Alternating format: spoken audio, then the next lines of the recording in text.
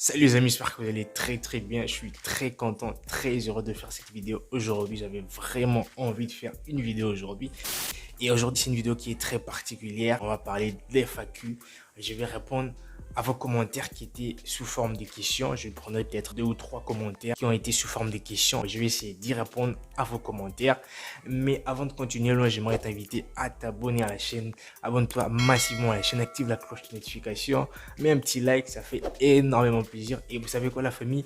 On est juste à juste un tout petit peu pour atteindre le seuil de 1000 abonnés. J'espère que c'est génial.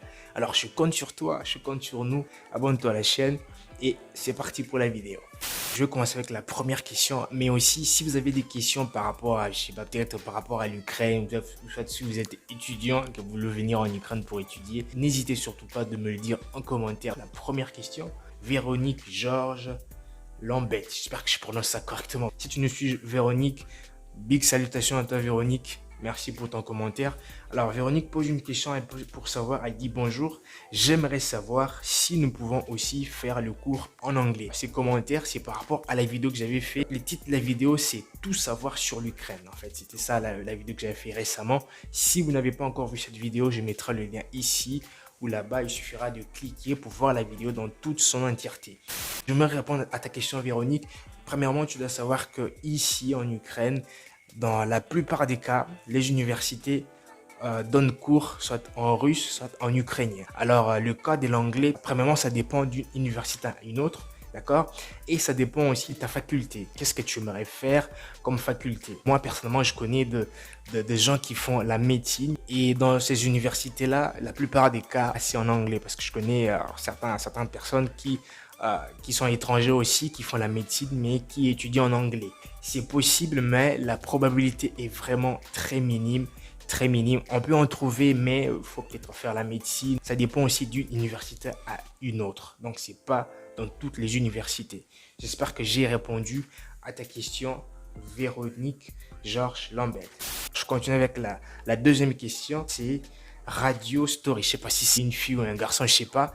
Alors, Radio Story, si tu nous suis là où tu es, big salutations à toi, j'espère que tu vas bien. Cette question, c'est aussi un rapport avec la même vidéo que j'avais fait où je disais tout savoir sur l'Ukraine. Si tu n'as pas regardé la vidéo, je t'invite à le regarder. Je mettrai les liens ici ou là-bas.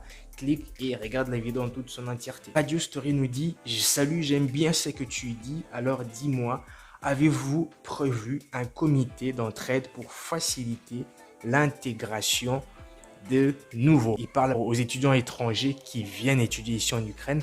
Alors moi, je vais répondre à cette question premièrement par rapport à ma communauté et par rapport aussi à mon pays d'origine et par rapport aussi à la ville où je suis, par rapport aussi à mon expérience, on peut le dire comme ça. Il faut savoir qu'en tant qu'étudiant étranger, on a toujours une communauté par rapport aux différents pays où nous venons. On a une sorte de communauté où on peut traiter certaines questions, etc.